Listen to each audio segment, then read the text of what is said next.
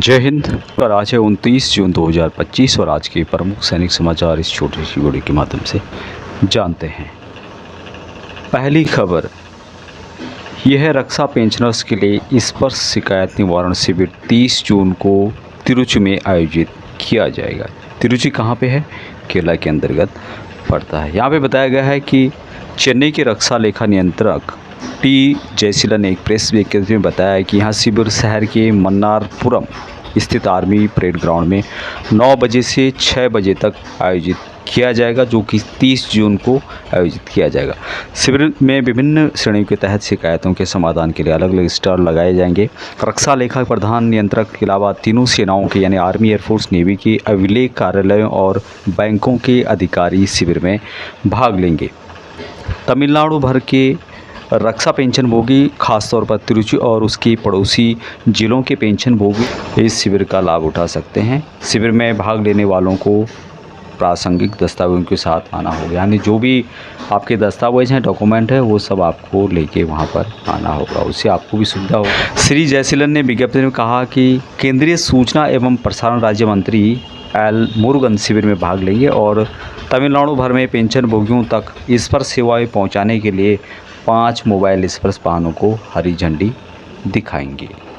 अगली खबर बहुत ही महत्वपूर्ण है और अग्निवीरों के लिए यह खबर है। हरियाणा न्यूज़ की तरफ से युद्ध में शहीद हुए अग्निवीरों के परिवार को 1 करोड़ रुपए देगी हरियाणा सरकार। अधिसूचना इसके संबंध में जारी की गई है। साथ ही परमवीर चक्र जो विजेता होंगे, परमवीर चक्र किसी अग्निवीर को दिया जाता है तो उसको 2 करोड़ रुपए दिए जाएंगे। महावीर चक्र और अशोक चक्र के लिए 1-1 करोड़ रुपए की कैश मनी उनको दी जाएगी, यहाँ निर्धारित की गई है। युद्ध में शहीद हुए हरियाणा के अग्निवीरों के परिजनों को सरकार द्वारा 1 करोड़ रुपए का कैश अवार्ड दिया जाएगा। युद्ध में शहीद जवानों का मतलब वे यहाँ पे सेनाकर्मी हैं जो ऑपरेशन क्षेत्रों या फिर युद्ध, आतंकवादी, उग्रवादी हमले या फिर सीमा या फिर झड़पों और संयुक्त राष्ट्र शांति सेना में सेवा करते हुए अपने आधिकारिक कर्तव्यों के दौरान शहीद हो जाते हैं। उसके अलावा यहाँ पर बताया गया है कि जो हरियाणा सरकार है, परमवीर चक्र पाने वाले अग्निवीर को 2 करोड़ रुपए, महावीर चक्र पाने वाले को 1-1 करोड़ रुपए, वीर चक्र पाने वालों को 50 लाख रुपए, सेना पदक पाने वाले अग्निवीर को 21 लाख रुपए और वीरता पुरस्कार मिलने पर 10 लाख रुपए की नगद राशि दी जाएगी। सैनिक व अर्ध सैनिक कल्याण विभाग ने एक मुफ्त नगद पुरस्कार देने के नियमों को यहाँ पर नियमों के लिए उनकी अधिसूचना उनको दे दी गई है, सूचित कर दिया गया है, अधिसूचना जारी कर दी गई है। और दूसरी खबर है कि शहीद सैनिकों और अर्धसैनिक बलों के बच्चों को मिलेगी सरकारी छात्रवृत्ति। यह जो खबर है हरियाणा से निकल के आ रही है, 27 जून 2025 की खबर है।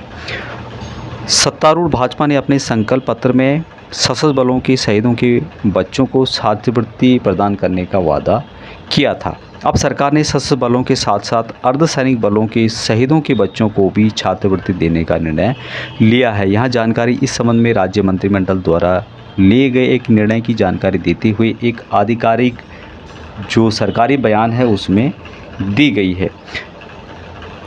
यहाँ पे बताया गया कि मार्च में राज्य सरकार के वित्तीय वर्ष 2025-26 के बजट में शहीद सैनिकों और अर्धसैनिक बलों के जवानों के बच्चों के लिए छात्रवृत्ति योजना का प्रस्ताव रखा गया था। इस योजना के तहत कक्षा 6 से 12 तक के छात्रों को सालाना 60,000 रुपये की छात्रवृत्ति मिलेगी। स्नातक करने वाले जो बच्चे हैं उनको 72,000 रुपये प्रतिवर्ष के हिसाब से दिया जाएगा, जबकि स्नातकोत्तर छात्रों को सालाना 96,000 रुपये मिलेंगे। मुख्यमंत्री नायक सिंह सैनी की अध्यक्षता में एक मंत्रिमंडल की बैठक हुई थी। इस प्रस्ताव को यहाँ पर मंजूरी दे दी गई है। बयान में कहा गया है कि यह नीति सुनिश्चित करती है कि सशस्त्र बलों, अर्धसैनिक बलों के शहीद कर्मियों के बच्चों को गुणवत्ता शिक्षा प्राप्त करने के लिए वित्तीय सहायता प्रदान की जाएगी, जिससे कि उनके उज्जवल और अधिक सुरक्षित भविष्य का मार्ग प्रशस्त हो सके।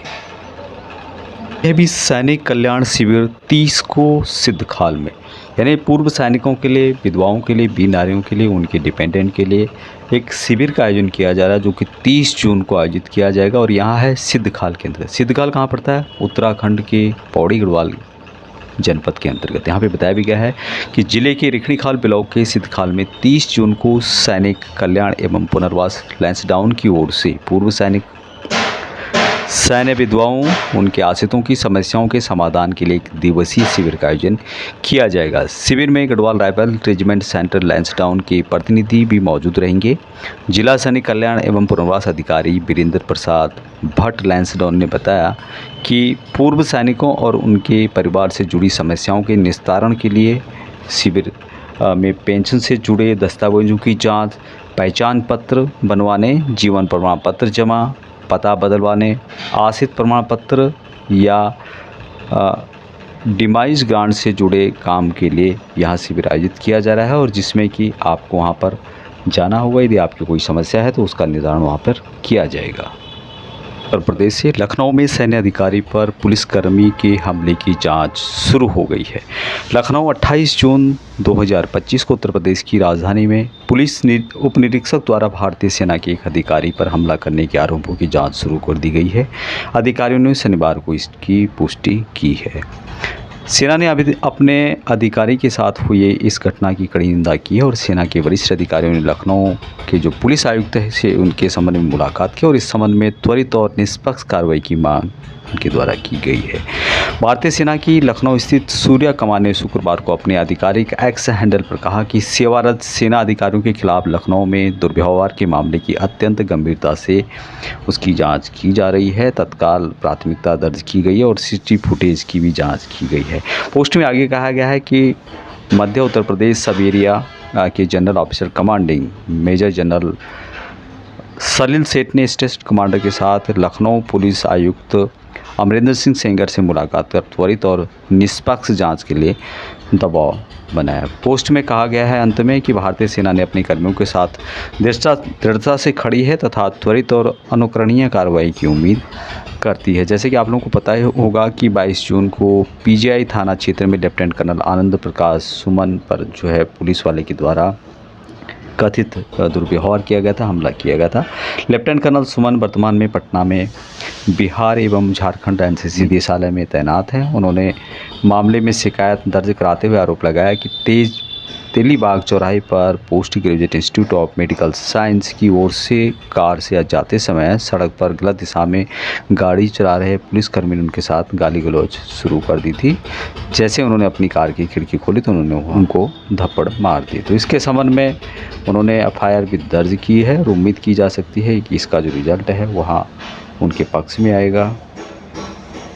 लेटर एक वेलफेयर से रिलेटेड है और 19 मई 2025 को यहाँ पर जारी किया गया। गवर्नमेंट ऑफ राजस्थान जिला सैनिक कल्याण opposite JK Lone hospital post office Nayapura Kota telephone number यहाँ पर दिया गया है और ये जो लेटर है पूर्व सैनिकों के बच्चों के लिए नीट और जेई की जो तैयारी कर रहे हैं फ्री ऑफ कॉस्ट यहाँ पर आपको हॉस्टल की सुविधा दी जाएगी। हॉस्टल 8 RK पुरम कोटा के अंतर्गत एडमिशन इन गर्ल्स। तो यहाँ पर बताया गया है कि तकरीबन 35 लड़कियों की यहाँ पर सुविधा है RK पुरम कोटा के अंतर्गत और जहाँ बाहर आपको 15 से 20 हज़ार रुपये पर मंथ के हिसाब से खर्च करना पड़ता है, वहीं हॉस्टल का जो चार्ज है मात्र 750 रुपये है। और इसके लिए जो भी एक्स सर्विसमैन हैं, उनकी वार्ड्स हैं, बी नारीज हैं, उनके बच्चे यहाँ पर भाग ले सकते हैं। जो भी GSU है उनकी सिर्फ लड़कियों के लिए ये हॉस्टल बना हुआ है, तो आप इस सुविधा का फ़ायदा उठा सकते हैं। अधिक जानकारी के लिए टेलीफोन नंबर यहाँ पर दिया गया है, इस पर आप बात कर सकते हैं। यदि आपके नज़दीक है तो आप वहाँ पर जा सकते हैं। अंत में पूर्व सैनिक और पैरामिलिट्री फोर्स की रिटायर पर्सन के लिए वैकेंसीज है बिना एग्ज़ाम बिना परीक्षा के। Vacancies for exserviceman retire CAPF and police person in Vedanta Jharsuguda के अंतर्गत। ये जो लोकेशन है कहाँ पे पड़ता है, उड़ीसा के अंतर्गत पड़ता है वेदांता झारसुगुड़ा और नियरेस्ट रेलवे स्टेशन है झारसुगुड़ा जंक्शन। रिपोर्ट करना होगा आपको वेदांता गेट झारसुगुड़ा में। ज्वाइनिंग यहाँ पर जुलाई 2025 से शुरू है, यानी कि जो ड्यूटी होगी जुलाई 2025 से शुरू हो जाएगी। वैकेंसी फॉर यहाँ पर है security guard and supervisor GSU and equivalent जो रैंक हैं उनके लिए। अभी जो सुपरवाइज़र की वैकेंसीज है यहाँ पर 10 वैकेंसीज बताई गई है। मैक्सिमम एज है 55 ईयर और इसके लिए GSU और साथ में इक्विवेलेंट रैंक एयरफोर्स नेवी और पैरामिलिट्री फोर्सेस के वो यहाँ पर जा सकते हैं।